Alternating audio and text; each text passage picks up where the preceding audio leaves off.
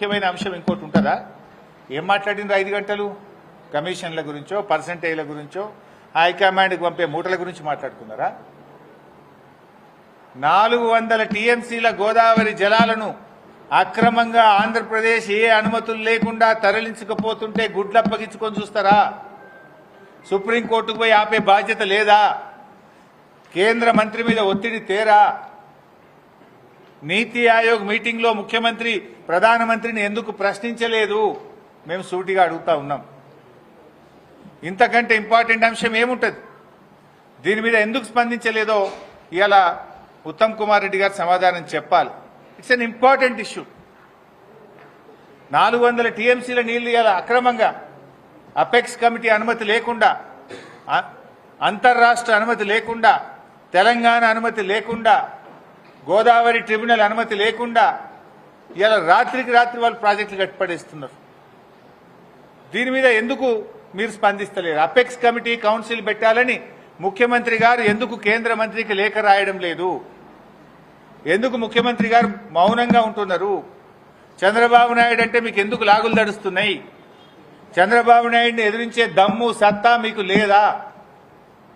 Apex council meeting పెట్టమని చెప్పి అడగరా మీరు? ఎందుకు సుప్రీంకోర్టుకు వెళ్లరు? ఎందుకు ప్రధానమంత్రిని నీతి ఆయోగ్ మీటింగ్ లో ప్రశ్నించరు అని మేము అడుగుతా ఉన్నాం. ఇవన్నీ చూస్తా ఉంటే వీళ్ళు బాధ్యత లేకుండా వ్యవహరిస్తా ఉన్నారు. పూర్తిగా ఆంధ్రప్రదేశ్కు దాసోహం అయిపోయింది. ఇలా మేము ప్రశ్నిస్తున్నాం. 2 నెలల నుంచి బీఆర్ఎస్ పార్టీ ప్రశ్నిస్తూ వచ్చింది. చివరికి మేము సుప్రీంకోర్టుకు మేమే వెళ్తాం. రాష్ట్ర ప్రభుత్వం చేతగాకపోతే, రాష్ట్ర ప్రభుత్వం స్పందించకపోతే బీఆర్ఎస్ పార్టీ సుప్రీంకోర్టుకు పోయి అయినా సరే బనకచెర్లను ఆపుతాం, తెలంగాణ ప్రయోజనాలు కాపాడతామని చెప్పాం. ఇప్పటికి కూడా కట్టుబడి ఉంటాం. ఏం చేస్తుంది రాష్ట్ర ప్రభుత్వం? ఒకవైపు కేంద్ర ప్రభుత్వం ఏమో ఏ అనుమతులు లేకుండా డబ్బులు ఇస్తున్నారు, అడిషనల్ ఎఫ్ఆర్బిఎం ఇస్తున్నారు.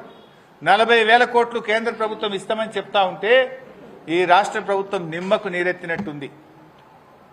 దున్నపోతు మీద వాన పోసినట్టే పడ్డట్టే ఉన్నది.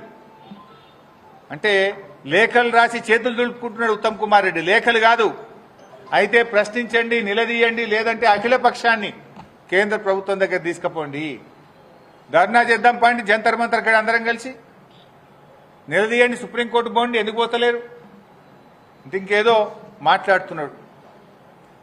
ఇలా కృష్ణా నదిలో మన న్యాయమైన వాటా వాడకుండా కిందికి నీళ్లు వదిలి తెలంగాణ నోళ్లు కొట్టింది మీరు. 65 టీఎంసీల నీళ్లు ఆంధ్రాకు అధికంగా అప్పజెప్పింది మీరు. గోదావరి బనకచెర్ల కడుతుంటే గుడ్లప్పగిచ్చి చేతులు కట్టుకొని చేష్టలుడిగేటట్టు చేస్తున్నది మీరు. ఇవాళ Srisailam right branch canal lining జరుగుతుంటే దాన్ని కూడా నిలువరించలేకపోతున్నది మీరు. ఆనాటి బీఆర్ఎస్ ప్రభుత్వం Srisailam right branch canal lining పనులను ఆపిచ్చింది. మేము ఆనాడు ఆపిచ్చినాం. ఇవాళ మీరు వచ్చి మళ్ళీ స్టార్ట్ చేపిస్తున్నారు. ఇవాళ లైనింగ్ పూర్తయితే రోజుకు 90,000 టీఎంసీల నీళ్లు పోతాయి. ఇవాళ తక్షణమే Srisailam right branch canal lining పనులను నిలిపివేయించాలి.